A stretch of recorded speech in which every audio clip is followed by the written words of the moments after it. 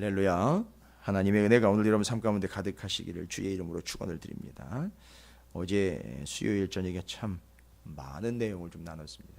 많았지만 복잡한 게 아니고 우리가 눈여겨 관심 갖고 좀 정확하고 명확하게 정리하지 못한 부분들을 어제는 좀 시간을 내어서 정리를 했습니다.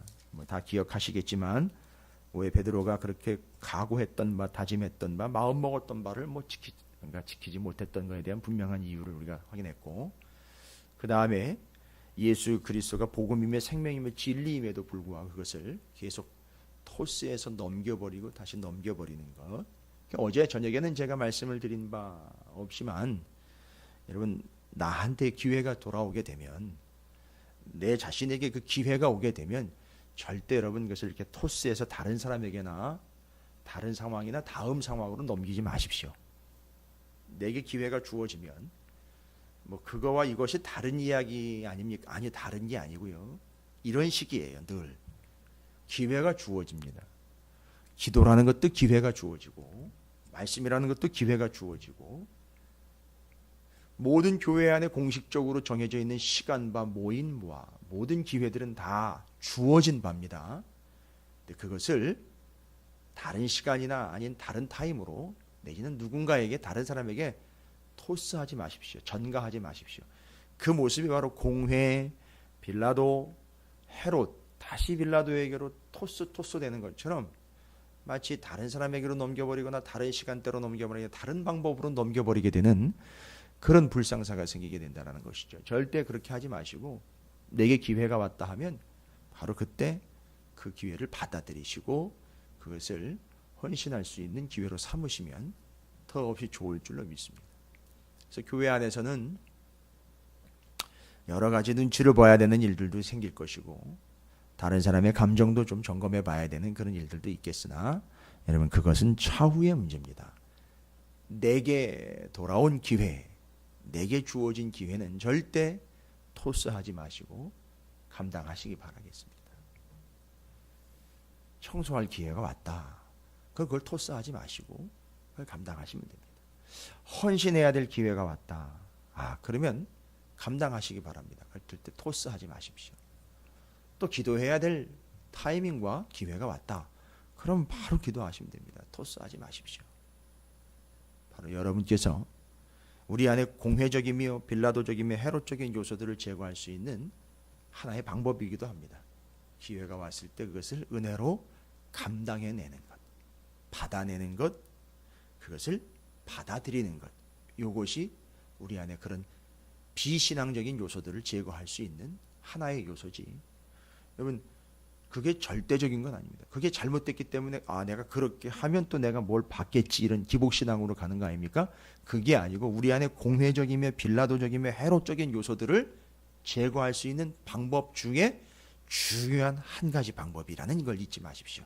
기회가 왔다. 절대 남이거나 다른 사람이거나 다른 기회거나 다른 시대로 토스하지 마십시오. 내게 주어진 겁니다. 감당하시고 받아들이신다면 우리 안에 그런 요소들을 제거하는 훌륭하고도 좋은 기회가 될 줄로 믿습니다. 그래서 하나님 아마 그런 기회를 주시는 것 같아요. 자, 그렇게 해서 그 공회적이며 빌라도적이며 헤롯적인 모든 요소들, 예수 그리스도를 이해하고 알고는 있으나 그것을 인정하지 않고 받아들이지 않는 부분과 죄의 문제 해결하지 못했던 부분과 표적과 이적 문제는 예수 그리스도 외에는 다른 표적과 이적이 없고, 니느웨가 그가 엄청난 죄악 속에서 멸망 직전에 회개했을 때에 그 전체 도시가 다 한꺼번에 구원받았다는 그것 표적 외에는 다른 게 없다. 자, 이 이야기하고 다시 공회에서 빌라도에서 헤롯으로 갔다가 예수님이 다시 빌라도에게로 넘어왔습니다. 토스 당했죠. 13절부터 25절까지가 다시 빌라도에게로 와서 빌라도의 판단을 받고 있는 내용이죠. 근데 빌라도가요, 계속 이야기하는 게 있어요. 야, 내가 보니까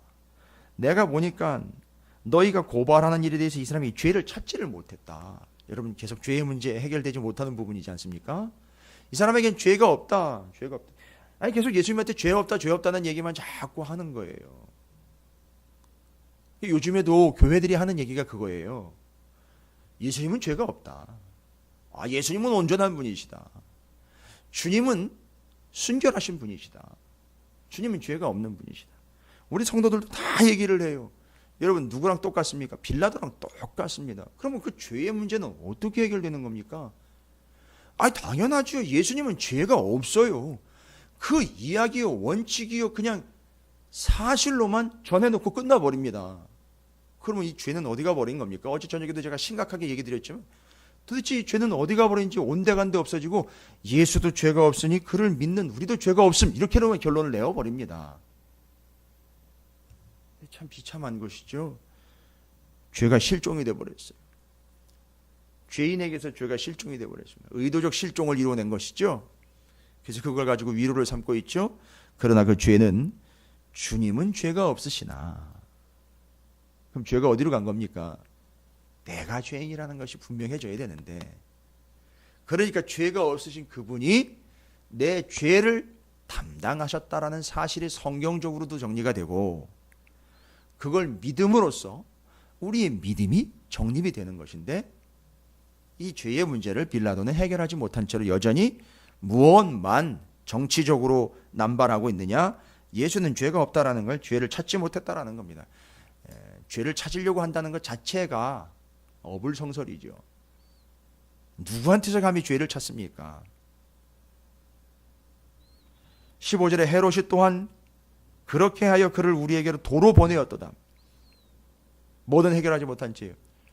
그 이적과 표적의 문제, 3일 동안 3일 만에 부활하신 예수 그리스도와 회개한 니느웨가 구원을 받은 것에 대한 그 단순하고도 명확한 표적 문제 해결하지 못한 채로 다른 표적만 구하고 있는 헤롯이 다시 보냈다. 그럼요.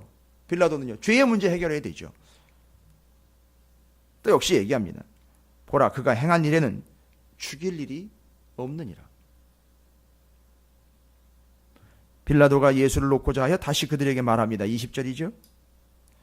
22절에 빌라도가 세 번째 말합니다.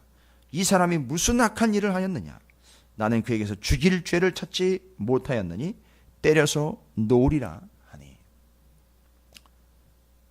그런데 이 무리들은 거기 모여있는 무리들은 인정하지 않는 것이죠. 받아들이지 않는 것이죠.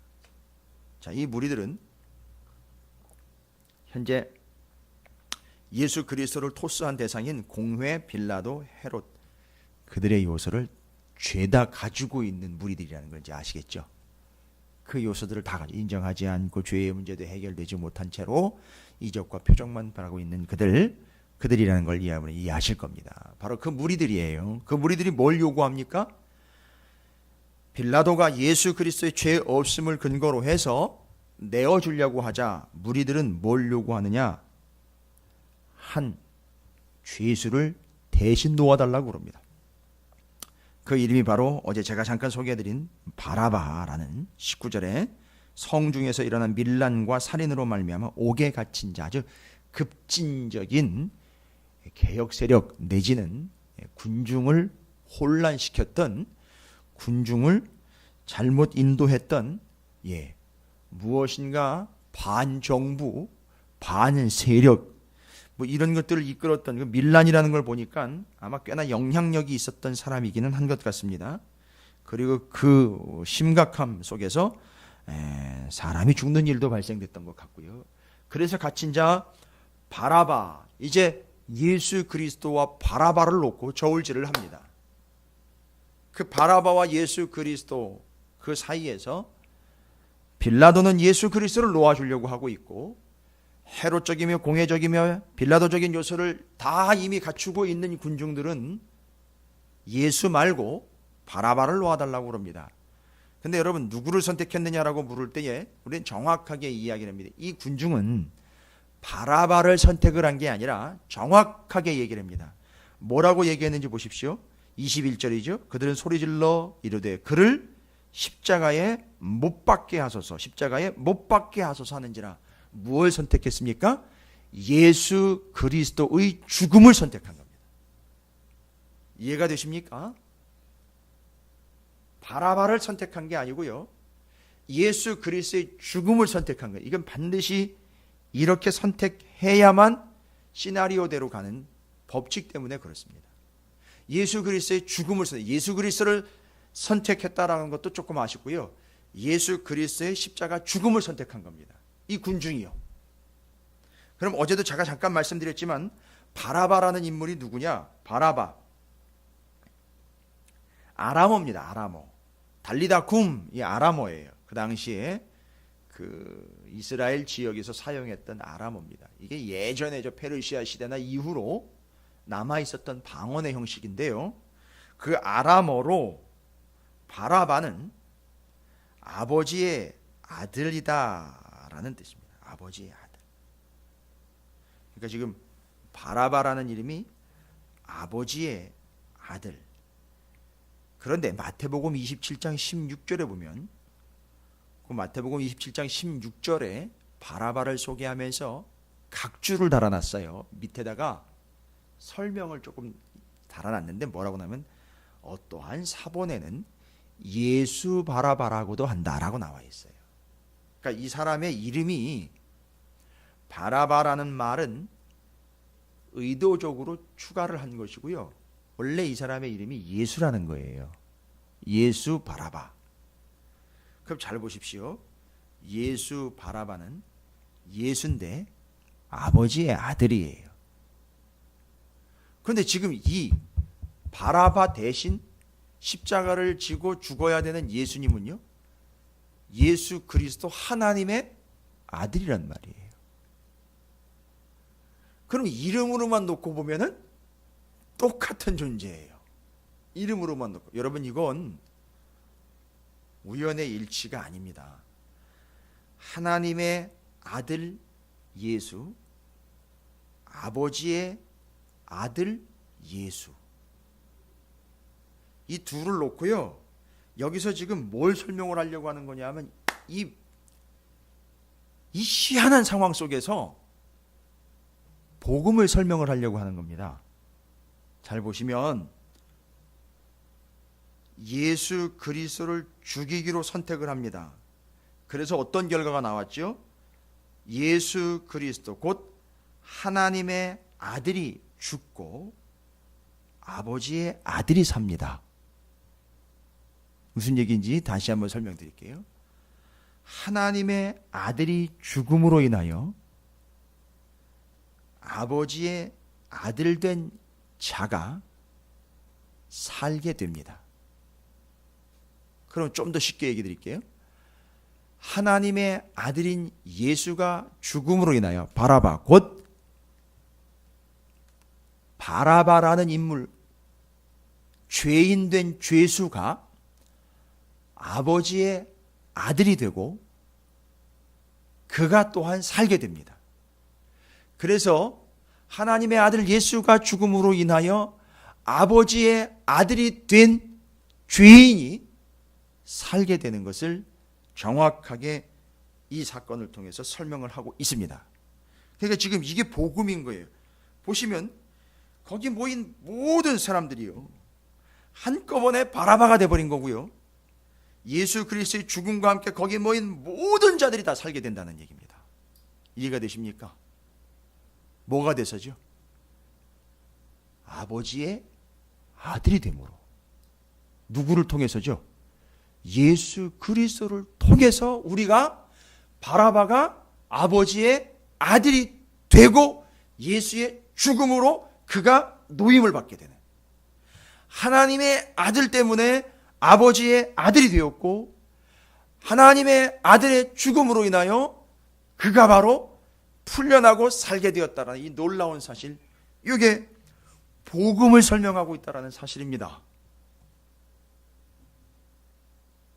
그러면 여러분, 예수의 죽음, 예수 그리스도의 죽음이 바라바의 삶이 된 이 놀라운 사실을 바라바라는 이름을 통해서 정확하게 그게 너야 라는 걸 이야기하는 것이죠. 그게 우리야 라는 걸 이야기하잖아요. 여러분, 우리가 하나님의 자녀가 되는 권세를 받았다 그랬죠? 바로 너무 잘 아시는 거죠. 요한복음 1장 12절에 영접하는 자 곧 그 이름을 믿는 자들에게는 하나님의 자녀가 되는 권세를 주셨다 그랬어요.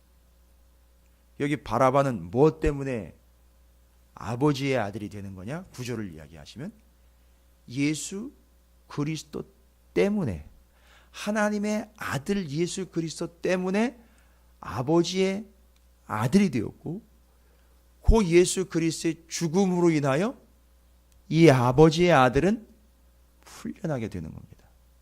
여러분, 이건 지금 복음을 설명하려고 기가 막히게 누가가 여기서 바라바라는 인물과 예수 그리스도를 정확하게 대조를 시키면서 죽음을 선택한 그 결과 예수의 죽음으로 인하여 아버지의 아들이 풀려나고 살게 되는 역사, 이 이야기는 이 구조를 이해하기 위해서는 성경의 이미 오랜 역사 속에서 설명으로 이미 종결된 이야기를 여기서 다시 이야기하고 있다는 걸 우리는 좀 정리해 볼 필요가 있겠죠.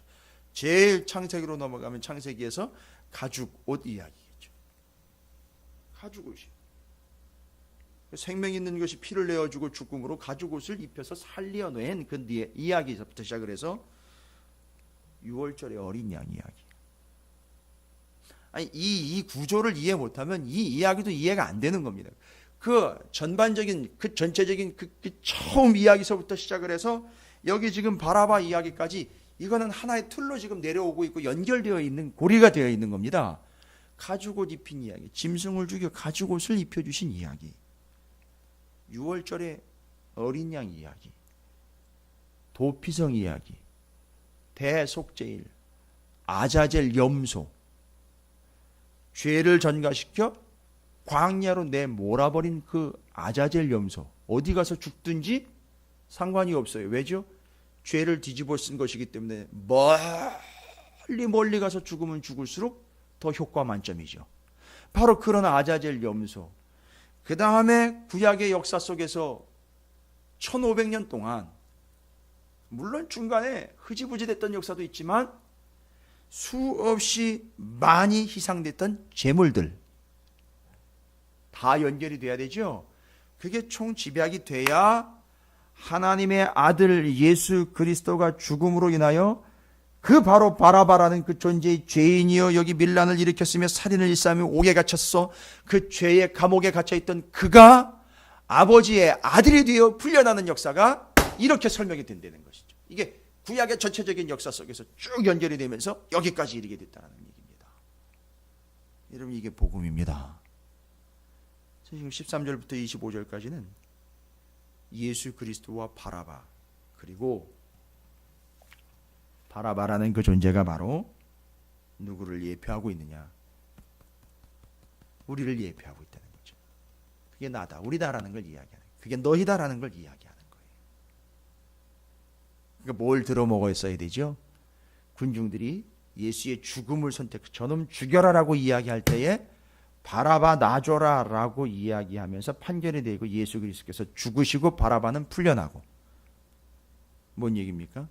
바로 우리가 그 바라바로서 모든 바라바들이 풀려나게 된다는 놀라운 역사의 복음의 은혜와 진리를 이 말씀을 통해서 깨닫게 되는 것이죠. 그래서 우리는 바로 이 바라바가 아버지의 아들이 바로 나라는 걸, 누구를 통해서 이것이 이루어졌느냐? 예수 그리스도. 그가 어떻게 함으로써죠? 십자가에 달려 돌아가심으로 인하여 우리가 진짜 바라바가 된 거예요. 그래서 이제 예수라는 이름은 떨어지고 진짜 바라바가 된 겁니다. 바라바. 참 이름도 재미있어요. 우리 식으로는 바라바 아닙니까? 우리 식으로는요, 진짜로.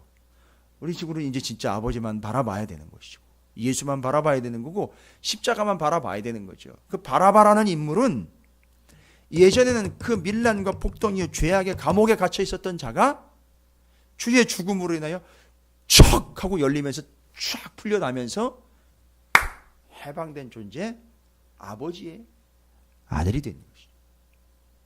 그럼 예수는요, 다시 한번 설명드리지만 예수는 우리의 맏형이라고 분명히 설명이 되는 것이죠.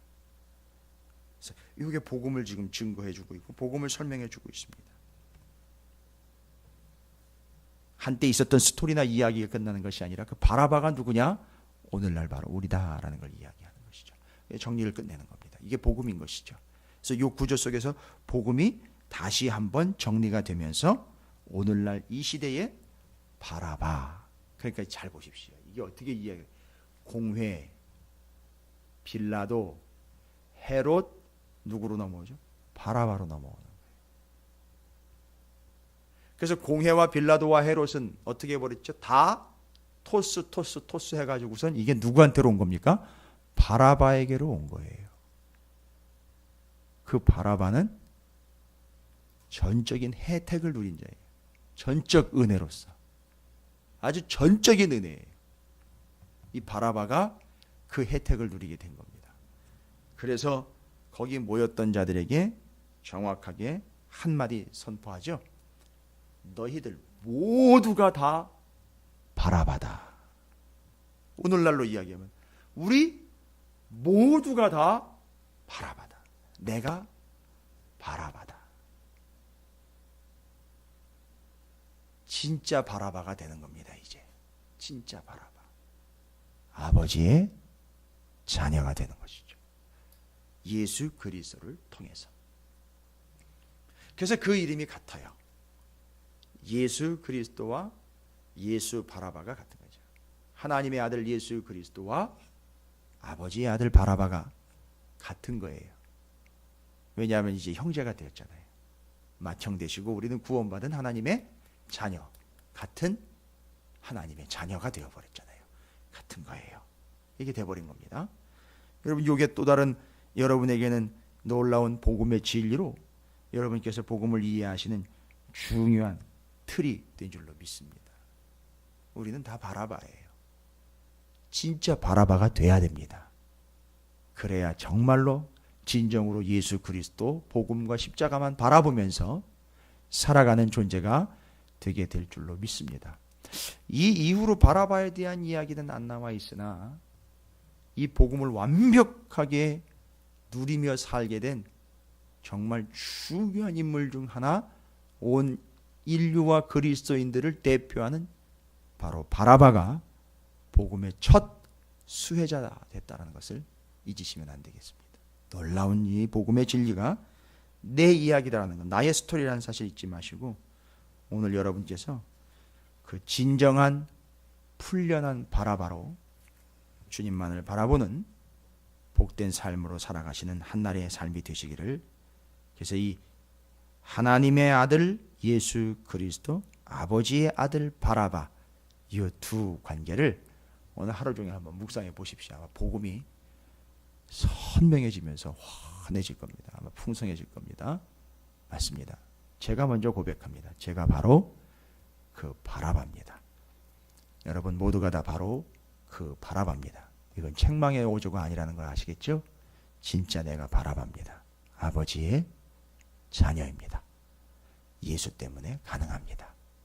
하나님의 자녀가 됐습니다. 예수는 우리의 맏형이십니다. 이게 참 진리요 복음이 됩니다. 여러분, 지금도 바깥에서는 수많은 사람들이 아직도 모르는 채로 뭐라고 얘기합니까? 계속 못 박으라고만 얘기를 해요. 아닙니다. 그들에게 지들이 또한 우리가 함께하는 모든 영혼들이 저희들 모두가 다 바라바라는 사실을 알려줘야 될 줄로 믿습니다. 여러분이 바로 그 바라바로서 오늘 한날 하나님의 은혜 안에 거하는 참된 하나님의 자녀로서 삶을 감당해 내시기를 다시 한번 주님의 이름으로 축원을 드립니다. 자, 오늘 말씀 기억하시면서 하나님의 아들 예수 그리스도, 아버지의 아들 바라바, 그것이 나, 이 묵상 관계를 통해서 더 큰 은혜로 오늘 한날의 삶이 더욱 풍성해지시기를 기도함으로 아뢰면서 시작하도록 하겠습니다. 기도하겠습니다.